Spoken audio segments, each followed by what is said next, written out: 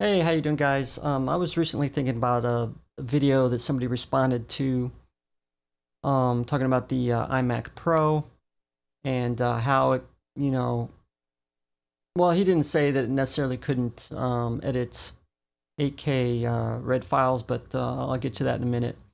Um, he kind of mentioned that Linus from Linus Tech Tips they upgraded their cameras to 8K RED cameras, and kind of insinuating that you would need a high-end, computer to edit on. And I think he mentioned, that maybe the iMac Pro wouldn't be enough to do it. And I said, well, there are many ways to get around this. And for one thing, you can actually edit on a 3 or 4 year old computer using proxy files.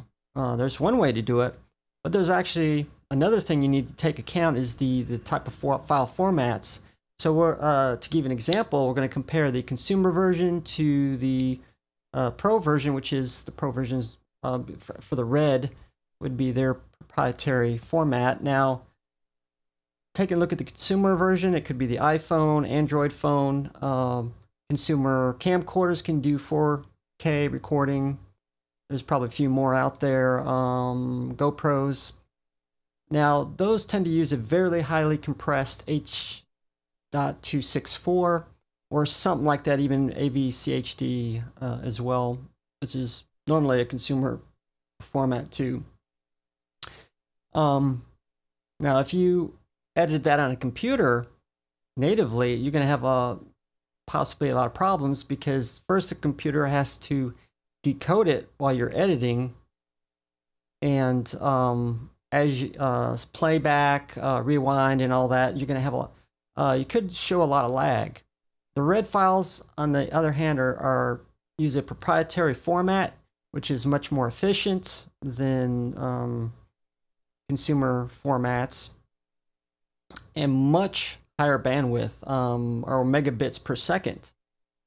That's why the file sizes on the RED cameras are so large. So when you can even use the same computer and compare it with editing the consumer format and the RED camera. The RED camera, I think you're going to have a lot less problems simply because, like I said, you have more files running that aren't nearly as highly compressed. That's why they're larger, and so it's more of an editing format. Give an example. I tend to use ProRes a lot with Final Cut Pro 10, and it's popular in many different editors. And you can edit natively. You could probably go to 4K, 6K, 8K, or whatever, depending on your computer. I mean, the higher resolution, it'd probably be harder to encode, decode. So when you take that into account, along with proxy files, optimized media, which is ProRes on the Final Cut Pro 10, I mean, that comes much less of a problem. So having to say, you necessarily need a super beefy computer compared to editing a consumer format, that's totally different. Now, of course, you can take that consumer format, you can put it on your computer, and you could change into a much more efficient codec for editing, ProRes. I think there's Avid's version. I can't remember what that is. And which is, like I said, it'll convert that over, but it's going to be much larger file sizes.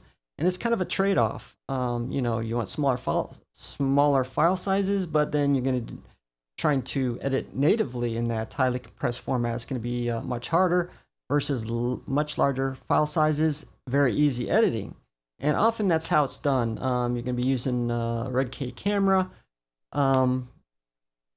using that editing codec, and then finally the final delivery. Then yes, you're going to compress it, delivery highly compressed. Give you an example, 8K down to 4K.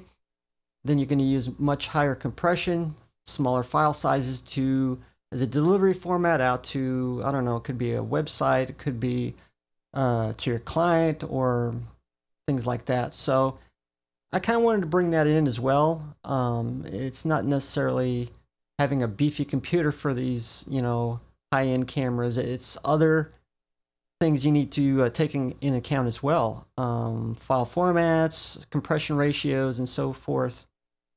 So give me your thoughts on that. And this is my second video of the week. And so thanks a lot.